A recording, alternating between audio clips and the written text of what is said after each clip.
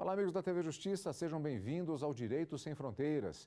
Hoje vamos falar sobre os 30 anos da maior tragédia nuclear da história, ocorrida em Chernobyl, na Ucrânia. Ou então o governo soviético admitiu 15 mil mortes, mas pelas contas de organizações não governamentais, foram pelo menos 80 mil vítimas. Veja agora como tudo aconteceu. O ano de 1986 foi marcado pela grande tragédia na usina nuclear em Chernobyl, na Ucrânia. A explosão aconteceu quando os operadores realizaram um experimento com o reator 4. A ideia era observar como o recipiente funcionaria com baixos níveis de energia. Mas para este teste acontecer, era necessário passar por cima de uma série de regras de segurança. Com o ocorrido, a usina liberou uma quantidade letal de material radioativo que contaminou uma quilométrica região atmosférica. Segundo os pesquisadores sobre o acidente, a disseminação seria 400 vezes maior que a das bombas utilizadas no bombardeio à cidade de Hiroshima e Nagasaki no fim da Segunda Guerra Mundial. O que mudou no mundo após este acidente? Sabe quais são as políticas de controle de energia atômica e as responsabilidades dos países que produzem este tipo de radiação? Participam do programa Álvaro Castelo Branco, professor de Direito Internacional, e Márcio Moraes, professor de Direito Constitucional. Agradeço muito a participação de ambos aqui nos nossos estúdios da TV Justiça. E começando com um ponto bastante específico que é uma contextualização histórica. Nós estamos falando de um período de plena Guerra Fria, era exatamente o governo soviético que existia no mundo e quando se fala em Guerra Fria, não há como deixar de se falar a respeito do medo nuclear, do medo exatamente, não apenas das bombas atômicas, mas aqui no caso se consubstanciou, eu me lembro ainda na época, já está um pouquinho velhinho, né, já está um pouquinho antigo, do grande medo que existia, pânico na verdade, com relação aos efeitos da radiação e desse acidente especificamente. Pode-se dizer que ele é um marco também do ponto de vista das regulamentações internacionais com relação à energia atômica? Chernobyl veio nos mostrar que nós não estávamos preparados ainda para lidar com uma força tão destrutiva como a energia atômica e, para isso, nós tivemos que criar diversas legislações para exatamente tratar da segurança mundial e não a segurança de uma cidade ou de um país. Do ponto de vista das regras que foram instituídas a partir daí, pode-se dizer que elas se tornaram realmente mais efetivas ou, na verdade, a geração de energia nuclear ela continua sendo um perigo? A geração nuclear, a geração de energia nuclear ainda é um perigo, né? As grandes ONGs, como Greenpeace, essas organizações não governamentais que tentam combater políticas que tentam degradar o ambiente, sempre vão levar em consideração que é complicado a gente trabalhar com energia nuclear. Né? Todos os defensores da energia nuclear vão falar que é uma energia mais barata, que é uma energia limpa, o que é mentira, né? Porque para você enriquecer o urânio, você usa a energia normal, né? Para você se libertar de um consumo excessivo de petróleo, eu teria que criar carros híbridos. Então, se a gente quase não usa energia baseada em petróleo no mundo, né? A gente usa no carro, então a gente teria que ter uma tecnologia mais avançada em baterias para ir consumir energia nos carros. Então, o que a gente deve perguntar todo dia é: o risco vale pelo benefício? Né? E assim, nós temos hoje um grande número de usinas funcionando e, para além disso, nós temos um grande número de projetos em andamento para novas usinas nucleares. E a pergunta que deve ser feita a todo momento é: o risco vale o benefício? E, visto a tragédia recente de uma usina construída perto do mar para aproveitar o resfriamento da água, né, que é um projeto comum dentro de uma usina termonuclear, a gente precisa rever isso. A gente tem um mundo instável que pode ter terremotos, tsunamis, e isso pode vir a acontecer a qualquer momento. Quais são os dispositivos básicos existentes atualmente e que regulamentam tanto as questões do processo de geração de energia, quanto também a própria questão da segurança? Sim, nós temos alguns pactos, né, que foram assinados aí desde 86, né, então desde de 59, é claro, a gente já começa a tratar dessa legislação, mas Chernobyl é essa grande explosão, e é ruim usar esse termo, mas também é interessante, uma explosão legislativa também nesse sentido, da gente buscar que a sociedade e que os nossos governantes mundiais tenham o controle desse tipo de usina. Então, nós temos hoje 2 grandes órgãos, né, que tratam da energia nuclear, né, e esses órgãos tendem a produzir legislação para coordenar a nova implantação e o pacto também para a gente acabar com a proliferação de armas nucleares, né? O Brasil é signatário deste termo, deste pacto, para que a gente possa não mais produzir armas nucleares, inclusive os grandes possuidores de armas nucleares também são signatários, né? E isso é interessante, por quê? Porque a gente imagina que mesmo assim a gente não terá um grande avanço, o que infelizmente não se tornou realidade, porque recentemente descobrimos programas nucleares que estavam escondidos, que estavam sim enriquecendo urânio para a prática de bombas nucleares e ataques, né? Essa é uma questão interessante que ficou bastante evidente a partir do caso do Irã, do grande debate internacional que existiu nesse sentido. Aí vem a questão, que ela talvez seja de ordem um pouco mais técnica, mas qual a distância entre a possibilidade de produção do urânio enriquecido especificamente para a geração de energia e a produção de armas atômicas? Qual é existe um casamento perene em relação a isso ou há um divórcio que é possível fazer? Que foi um dos grandes debates que existiu no período. Bom, na verdade, o liame, né, essa divisão, ela não é tão difícil de acontecer, né? Essa é a grande preocupação, inclusive no próprio Irã, né, onde se discutia que o enriquecimento seria para fins pacíficos, mas havia a preocupação de não ser essa finalidade, porque é muito simples você desvirtuar essa finalidade, né? E ainda completando essa questão da legislação, existe uma situação meio interessante. Por quê? Porque muitos dos meus alunos costumam dizer, olha, o direito internacional não tem muita aplicação prática, o direito internacional ele é muito afastado da realidade, mas em algumas situações não há como você regulamentar uma questão que não seja pelo direito nacional. Por exemplo, essa questão das armas atômicas, não é? É uma questão que envolve países e que envolve estados de vários continentes, então não basta você ter uma legislação nacional para disciplinar a matéria, você tem que ter um arcabouço internacional. E aí o outro ponto interessante, até pegando a deixa sobre a questão do uso pacífico e não pacífico das armas nucleares, você tem, da energia nuclear, você tem tanto tratados que disciplinam a questão da não proliferação de armas nucleares, como também outros que disciplinam, por exemplo, a questão de testes atômicos, não é? E aí a gente esbarra num outro processo também, num outro problema também.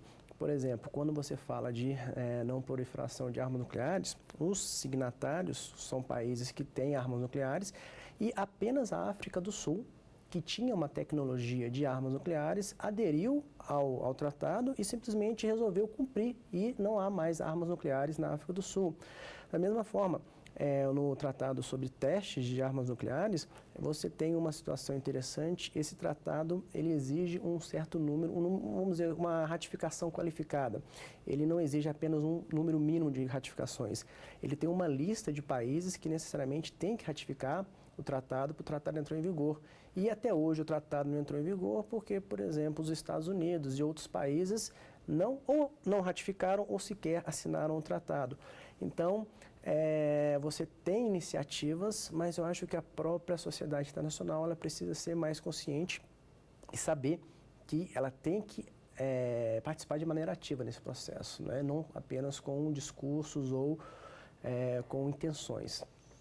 Nós estamos indo para o intervalo. O doutor quer complementar alguma questão em relação a isso? Não, só lembrar também a Coreia do Norte, que recentemente fez testes, e é bom também lembrar toda a comunidade dessa pressão necessária para que todos os outros países ratifiquem isso, para que aí sim a gente possa punir como comunidade internacional esses países que estão fazendo testes nucleares, porque que a ideia é eliminar todos eles. Nós vamos para um rápido intervalo e no próximo bloco continuamos falando a respeito do acidente de Chernobyl, das modificações que geraram, inclusive do ponto de vista da legislação internacional sobre o tema, e vamos falar do papel da Agência Internacional de Energia Atômica, que existe há 59 anos, e a cúpula de segurança nuclear. Não saia daí.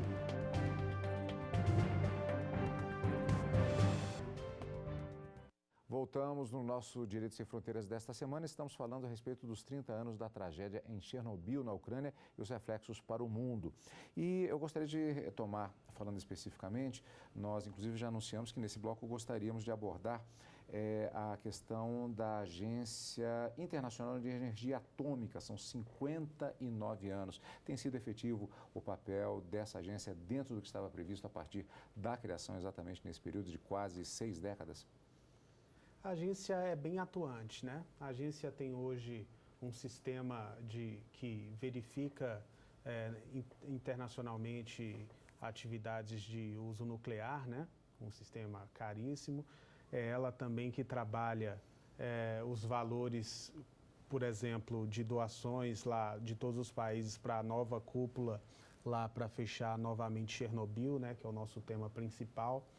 E a agência vem trabalhando continuamente para isso, né? E sim, tem um trabalho destacado na área, né? Tem sua sede lá na Suíça e vem fazendo um trabalho muito sério. Em 2014 agora teve uma reunião, inclusive o Brasil esteve lá representado e discutimos exatamente isso, né? Qual o posicionamento do Brasil, o que a gente quer e o que a gente espera disso, né? Voltando ao posicionamento do Greenpeace, é exatamente isso. Eles criticam muito porque é um órgão tão forte que é o signatário, que é o controlador da extinção, da erradicação, também é o controlador e o incentivador de uma parte, né? Então, ele é o controlador e o erradicador da energia nuclear usada para o mal, como a bomba atômica, mas é o incentivador da energia nuclear usada para o bem, como a energia renovável e barata, né? Uma espécie de Deus de duas faces, exatamente, né? E é uma dúvida que eles sempre levantam. Então, existem países que não são signatários, como a Índia, que fala exatamente isso. Como é que eu vou assinar um tratado onde um Deus de duas faces está atuando para os dois lados, né? Como é que quem controla também dá o poder de liberar, né? E a cúpula de segurança nuclear? A cúpula de segurança nuclear, ela tem primeiro uma peculiaridade, não é? Sob o ponto de vista da sua própria personalidade jurídica, no direito internacional. O direito internacional ele está sempre em evolução. No início, você tinha apenas os estados com personalidade jurídica, as organizações internacionais. Hoje, nós já temos novos agentes no direito internacional, como, por exemplo, os grupos econômicos, o G7, G70, não é? E essa cúpula, na verdade, não é uma organização internacional, é uma reunião de países, dos países que são os países mais importantes, realmente os países protagonistas. E nós já tivemos, ela acontece geralmente de 2 em 2 anos. Nós tivemos em 2014 a última na Haia e esse ano, em 2016, vai ser nos Estados Unidos, em Washington. E a última reunião, ela teve algumas preocupações, como, por exemplo, a questão do terrorismo internacional, a questão da possibilidade não só de você ter alvos nucleares para ataques, como o próprio acesso a armas nucleares, principalmente em países, né, do antigo bloco soviético, que tem aí uma situação de vulnerabilidade maior. Você, por exemplo, é difícil você imaginar algum acesso a esses armamentos nos Estados Unidos, não é? Mas em países menos desenvolvidos que os Estados Unidos, talvez isso não seja uma realidade tão distante, não é?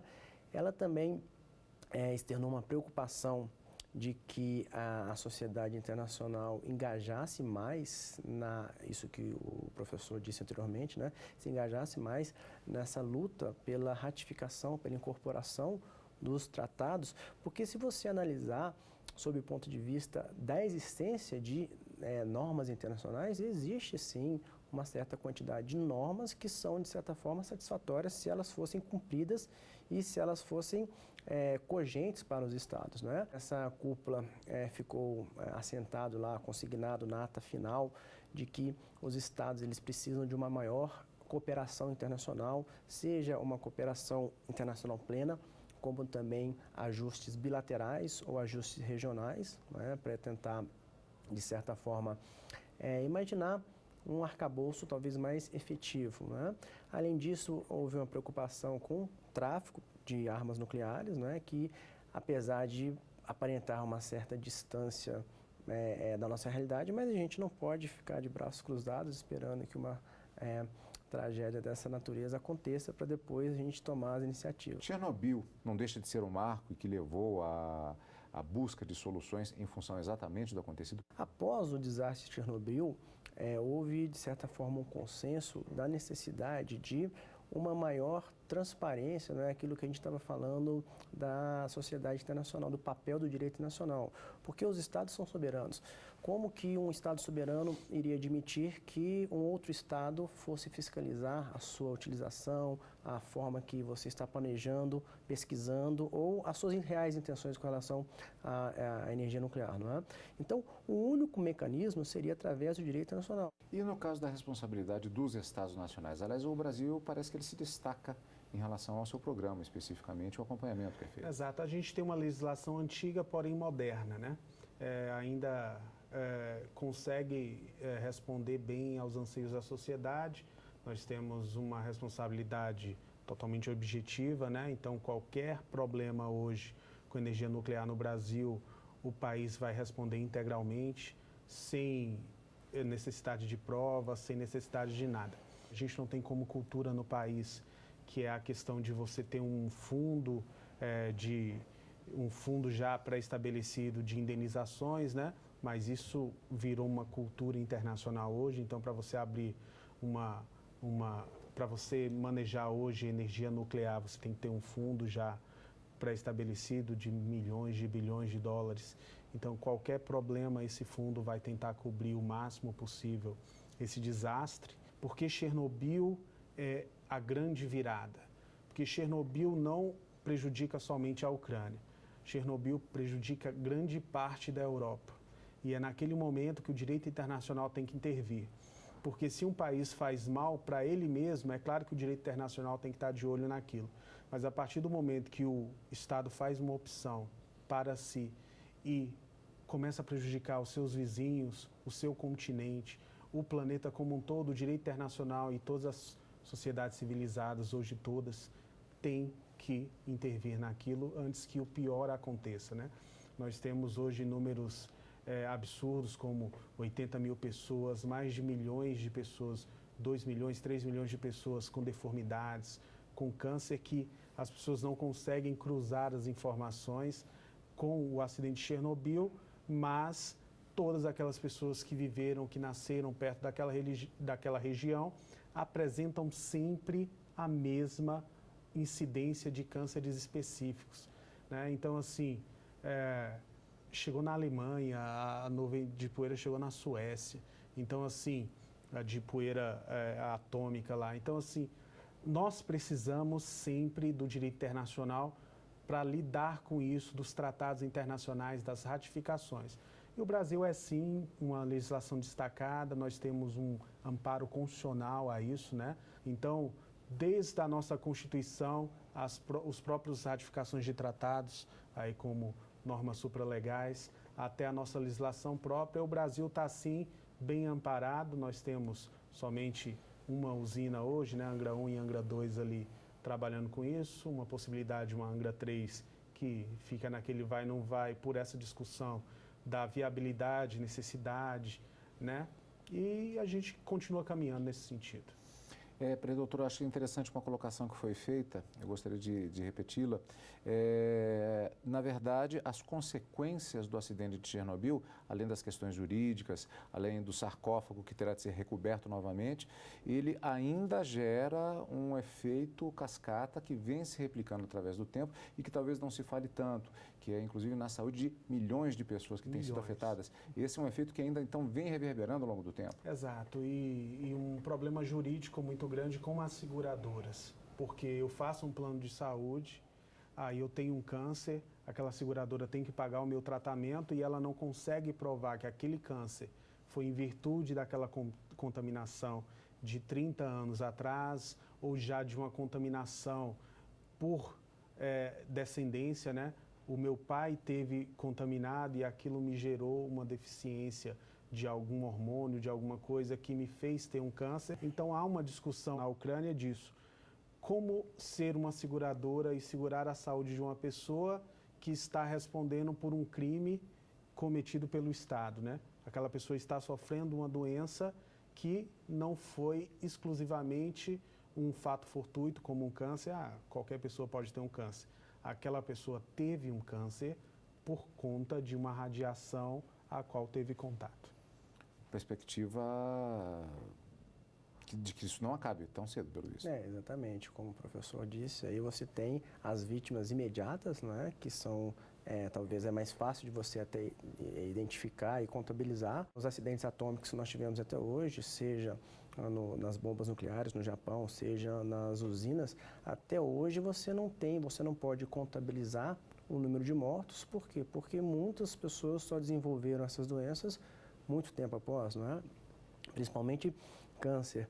E isso aí gera uma nova discussão jurídica, né? Principalmente, por exemplo, você pega aqui um acidente que aconteceu na Ucrânia, lembrando que na época a Ucrânia ainda fazia parte da União Soviética, mas tudo bem, hoje é um país independente.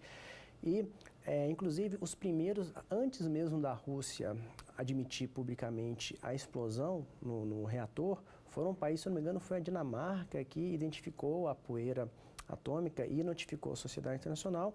Então, você tem pessoas que foram atingidas e sofreram, e aí fica a questão até jurídica, né? Como que você demandaria uma eventual indenização? Você acionaria... isso depende muito da própria estrutura, da própria Constituição, da legislação de cada país, de cada estado, mas é uma questão interessante. Você demandaria, vamos supor, a Ucrânia, você demandaria isso num tribunal da Ucrânia, você demandaria isso num tribunal do seu país, não é? Porque muita gente imagina que essa demanda poderia ser discutida num tribunal internacional, mas por mais avanço do que a gente tem na justiça internacional, os tribunais internacionais são sempre complementares, ou seja, eles existem apenas para complementar, para suprir alguma eventual lacuna da jurisdição interna. Então, você sempre tem que acionar a jurisdição interna. E isso iria para um outro campo. Hoje em dia, alguns autores defendem que o direito ambiental faria parte dos direitos humanos. E esse desastre, sim, um desastre ambiental também. Então, você poderia, talvez, num segundo momento, discutir isso numa eventual Corte Regional de Direitos Humanos. Eu queria agradecer muito a participação de ambos para falar a respeito desse tema que foi abordado hoje no Direito Sem Fronteiras. Vamos ficando por aqui. Hoje nós conversamos sobre os 30 anos da tragédia em Chernobyl e os reflexos para o mundo. Participaram do programa Álvaro Castelo Branco, professor de Direito Internacional, e Márcio Moraes, professor de Direito Constitucional. Mais uma vez agradeço a presença de ambos aqui nos estúdios da TV Justiça.